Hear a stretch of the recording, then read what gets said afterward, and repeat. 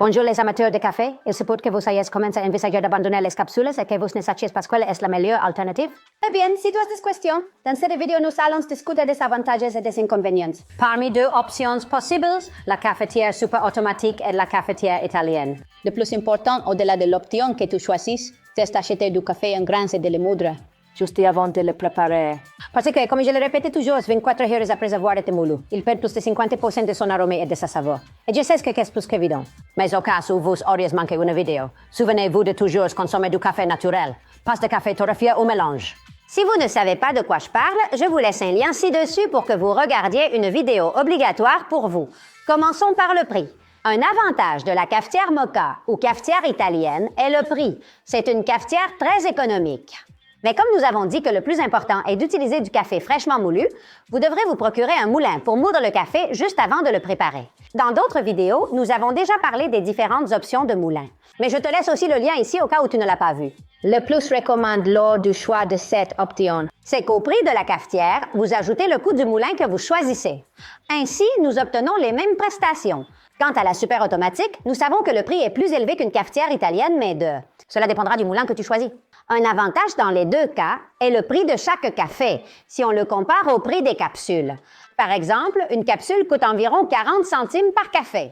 En revanche, si tu utilises du café en grains de spécialité, chaque café te coûtera environ 25 centimes. Donc, avec les économies que tu vas faire, tu pourras payer l'une ou l'autre option.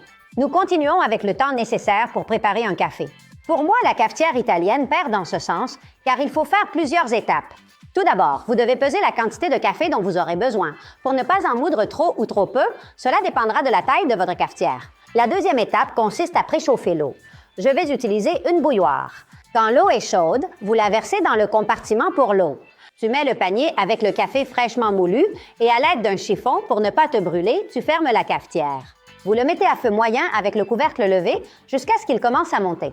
Fermez le couvercle et quand il est presque plein, éteignez le feu. Personnellement, je n'ai jamais eu assez de temps pour me préparer une cafetière italienne avant de quitter la maison le matin. À ce stade, la machine à café super automatique l'emporte haut la main. En moins de 40 secondes, vous obtenez un espresso parfait. Comme tout est intégré, en appuyant simplement sur un bouton, la cafetière moude et prépare le café immédiatement. Maintenant, passons au nettoyage. La cafetière italienne est super facile à nettoyer, mais s'il vous plaît, il faut la nettoyer. Il y a une légende urbaine là-bas disant qu'il vaut mieux ne pas la nettoyer en profondeur, qu'il suffit juste de la rincer à l'eau. Mais en réalité, la machine à café doit être de la couleur du métal. Si elle reste noire, c'est qu'elle est sale et tu dois continuer à gratter. Niveau entretien, la super automatique demande un peu plus d'attention que l'italienne. En ayant plus de pièces, chaque semaine environ, vous devrez retirer le panneau latéral et nettoyer l'intérieur de la machine. Mais bon, si vous la nettoyez chaque semaine, c'est rapide et facile, même si cela prend un peu plus de temps qu'avec la cafetière italienne. Enfin, je pourrais mentionner la pression comme différence. Dans le cas d'un café italien, si vous êtes fan d'espresso, la pression exercée par l'eau en passant par le café n'est pas suffisante pour obtenir un espresso parfait. Dans le cas de la cafetière super automatique, spécifiquement le modèle Incapto, elle a une pompe de 19 bars qui garantit une pression suffisante pour obtenir un bon espresso. Enfin, il faut savoir qu'il ne s'agit pas de boissons complètement différentes et qu'il est très difficile de comparer un café préparé par une machine super automatique ou un café préparé avec une cafetière italienne.